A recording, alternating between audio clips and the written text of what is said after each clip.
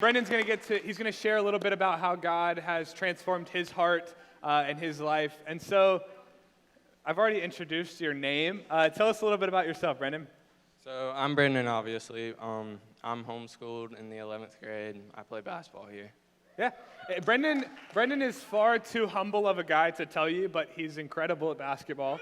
Yeah, he's a baller, as one would call him. Yeah, he's pretty good. And Brenden also is actually in my small group. He's 11th grade guys. And Brenden, we're so excited to hear just a little bit about what God's been doing in your life and in your heart. And so let's start all the way back. What was life like before Jesus, before you accepted him? Yeah, so I grew up in the church my whole life, and I went to church every Sunday morning and every Wednesday night, but I never truly believed in God.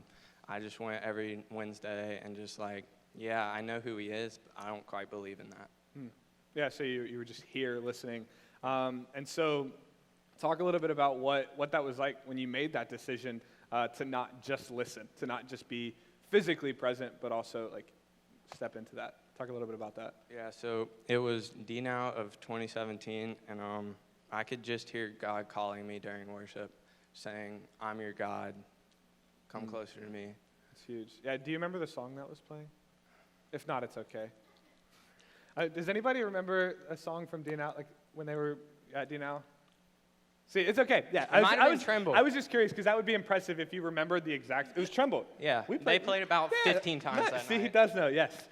So that's awesome. And so you make that decision. You say, "I'm not just going to be here, but I'm going to, have a relationship with God. I'm going to step into that." And so the reason that we call these transformation stories is because we believe that God really is transforming. And so talk a little bit about life now. So we talked about life before, what that decision was like, and then what is life like now that you've made that decision to follow him? Yeah, so God has been changing my life a lot lately. The other week, I posted on Instagram about how we should put God first and just glorify him more. And I wouldn't be on this stage if it wasn't for him and what he's been doing in my life. That's huge. Yeah, I mean, we talk about it all the time, just the importance of these stories. And so, Brenden, it's awesome that you're up here and sharing, and just an encouragement to everyone else out here who has that story of just, hey, God has transformed my life just in little ways since making that decision. And so I think we have a verse that you said was one that you fall back on. Get it up on the screen?